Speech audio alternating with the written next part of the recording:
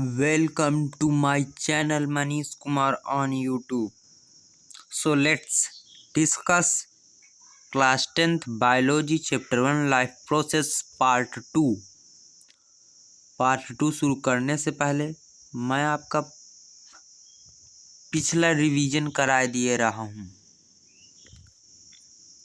Life process introduction, पहले मैं आपको परिचय दे रहा हूँ। हमारे शरीर में अनेक तरह की जैव रासायनिक क्रियाएं चलती रहती हैं। यह रासायनिक क्रियाएं तब भी चलती रहती हैं जब हमारा शरीर कोई कार्य नहीं कर रहा होता है। हमारे शरीर में प्रत्येक समय पुरानी कोशिकाएं नष्ट व नई कोशिकाएं बनती रहती हैं। शरीर के इस अनुरक्षण प्रक्रम को सही तरह से काम करने के लिए ऊर्जा की आवश्यकता होती है, जो ऊर्जा श्वसन, भोजन आदि से हमारा शरीर को प्राप्त करते हैं।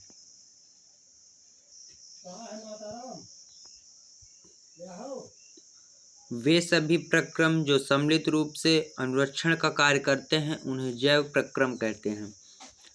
जैसे शरीर से अपशिष्ट पदार्थ निकालना आवश्यक होता है, इसके लिए उत्सर्जन तंत्र है। जैव प्रक्रम के अंतर्गत जीवन का अनुरक्षण करने वाले पोषण, श्वसन, परिसंचरण, उत्सर्जन आदि प्रक्रम समाहित किए जाते हैं। जैव प्रक्रम का मतलब यह है कि हमारे शरीर में वे सभी प्रक्रियाएं चलती रहती हैं जो जीवन जीने के लिए आवश्यक हैं। जैसे पोषण, जब हम भोजन ग्रहण करते हैं और भोजन को हमारा शरीर पाचन में लेता है, उसे पोषण कहते हैं। जब उससे भोजन ग्रहण करता है हमारा शरीर और भोजन से ऊर्जा ग्रहण करता है, उसी को पोषण कहते हैं। श्वसन, भोजन के ऑक्सीकरण हेतु लिए हमें ऑक्सीजन की आवश्यकता होती है, इसलिए ऑक्सीजन के लिए हम श्वसन लेते हैं या सांस के द्वारा ऑक्सीजन प्राप्त करते हैं, जिसे श्वसन कहते हैं। परिसंचरण तंत्र, हमारे शरीर में हीमोग्लोबिन द्वारा ऑक्सीजन का वहन होना या संपूर्ण शरीर में रक्त का उचित प्रकार से वहन होना को परिसंचरण तंत्र की आवश्यकता होती है। उत्सर्जन, जब हम भोजन ग्रहण करते हैं तब जो भोजन अपाच्य होता है, न पचाने योग्य होता है, उसको हमारी छोटी आंत के द्वारा मल द्वारा निकाल दिया जाता है, त्याग दिया जाता है। आदि प्रक्रम समाहित किए जाते हैं इन सभी जैव प्रक्रम के अंतर्गत। लाइफ प्रोसेस यानी एक तरह से किसी भी जीव में जीने के लिए कौन कौन सी क्रियाएं होती रहती हैं, उसी को जैव प्रक्रम कहते हैं। What are life process? जीवधारियों में, चाहे वह एक कोशिकीय अमीबा हो या बहुकोशिकीय मनुष्य अथवा विशालकाय वृक्ष, सभी में जीवन जीने के लिए कुछ विशेष प्रक्रियाएं प्रोसेस होती रहती हैं। फिर चाहे वह कोई भी प्राणी हो, इन सभी प्रक्रियाओं को ही जैव प्रक्रम कहते हैं। जैसे सिंपल से कॉमन एग्जांपल्स मैं आपको दे रहा हूँ। हम जीने के लिए श्वसन करते हैं ताकि हमारे शरीर को O2 यानी ऑक्सीजन मिलती रहे, और भी यूरिया जैसे हानिकारक पदार्थों को बाहर निकालने के लिए पानी की आवश्यकता होती है। फिर उत्सर्जन प्रक्रिया द्वारा हम लघुशंका करते हैं और गंदा पानी बाहर निकल जाता है। जीवों की कुछ विशेष जैव प्रक्रियाओं के द्वारा हम निर्जीवों को पहचान या अलग कर सकते हैं। इनकी कुछ मुख्य जैव प्रक्रिया निम्नलिखित हैं। यहीं से हमारा पार्ट 2 बायोलॉजी का शुरू होता है, चैप्टर 1 का लाइफ प्रोसेस का पार्ट 2। जीवों की कुछ विशेष जैव प्रक्रियाओं के द्वारा हम निर्जीवों को पहचान या अलग कर सकते हैं। इनकी कुछ मुख्य जैव प्रक्रियाएं निम्नलिखित हैं। जैसे समस्त जीव भोजन करते हैं। भोजन से ऊर्जा प्राप्त करने के लिए ऑक्सीकरण हेतु आवश्यक ऑक्सीजन की मात्रा सभी जीव सांस लेकर प्राप्त करते हैं, जिसे श्वसन कहते हैं। अपशिष्ट पदार्थों को शरीर से बाहर निकालते हैं, जिसे उत्सर्जन कहते हैं। चौथा है अपनी जाति के विस्तार के लिए संतान उत्पन्न करते हैं, जिसे जनन कहते हैं या रिप्रोडक्शन। इंग्लिश में रिप्रोडक्शन कहते हैं, हिंदी में जनन कहते हैं। पर्यावरण से संवेदनाएं ग्रहण करते रहते हैं। उपरोक्त तथा अन्य वे सभी प्रक्रियाएं जो स्वयं को जीवित रखने तथा अपने समान संतान उत्पन्न करने के लिए सभी जीवधारियों के लिए आवश्यक है, उन्हें जीवन प्रक्रियाएं लाइफ प्रोसेस कहते हैं। जीवों में होने वाली विभिन्न रासायनिक अभिक्रियाओं को जैव रासायनिक अभिक्रियाएं बायोकेमिकल रिएक्शंस कहते हैं। वेरी मोस्ट इम्पॉर्टेंट टॉपिक, जीवों में होने वाली विभिन्न रासायनिक अभिक्रियाओं को जैव रासायनिक अभिक्रियाएं या बायोकेमिकल रिएक्शंस कहते हैं।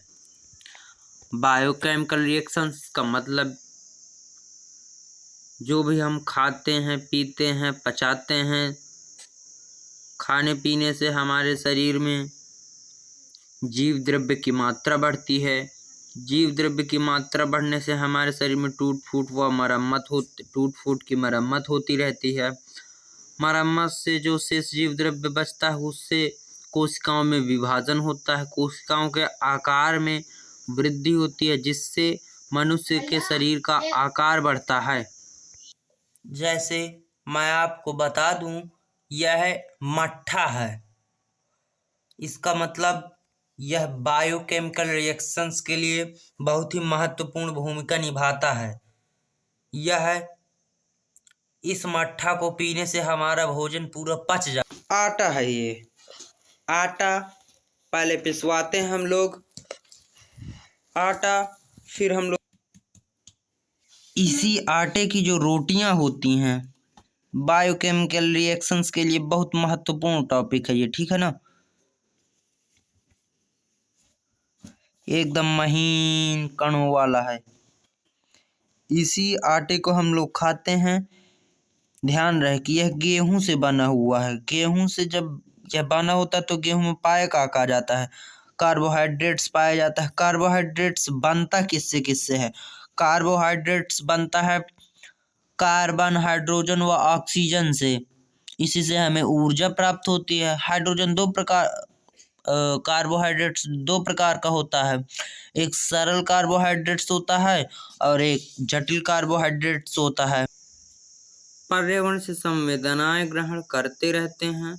इसका मतलब है कि पर्यावरण में जो जो वस्तुएं भी होती हैं, जैसे अभी हमने आपको आटा दिखाया, आटा से हमने कई तरह की संवेदनाएं ग्रहण की। जैसे उससे रोटी बनती है, फिर रोटी को पका भी सकते हैं, रोटी फूलती है, इत्यादि प्रक्रिया हम ग्रहण करते हैं। मतलब तरह तरह की संवेदनाएं ग्रहण करते रहते हैं।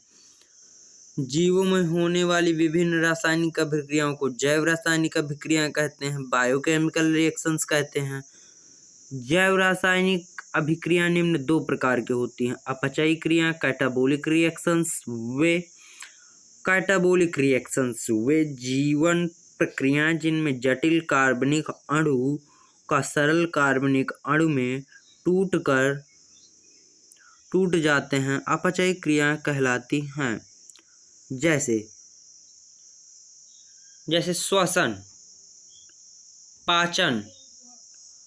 जब हम किसी गेहूं की रोटी को खाते हैं, उसे चबाकर अच्छे से खाते हैं, फिर वह हमारे पाचन तंत्र में जाता है, तो फिर वह पाचन तंत्र से छोटे छोटे अणुओं में विभाजित करके पचाता है। इसी को कहते हैं अपचय क्रिया, यानी जटिल कार्बनिक अणु सरल कार्बनिक अणुओं में टूट जाते हैं। जैसे पौधों में प्रकाश उपचय क्रियाएं, एनाबॉलिक रिएक्शंस, वे प्रक्रियाएं जिनमें सरल कार्बनिक अणु जटिल कार्बनिक अणु में परिवर्तित होते हैं, वे क्रियाएं अपचय क्रियाएं कहलाती हैं। जैसे पौधों में प्रकाश संश्लेषण की क्रिया द्वारा कार्बनिक यौगिकों का संश्लेषण तथा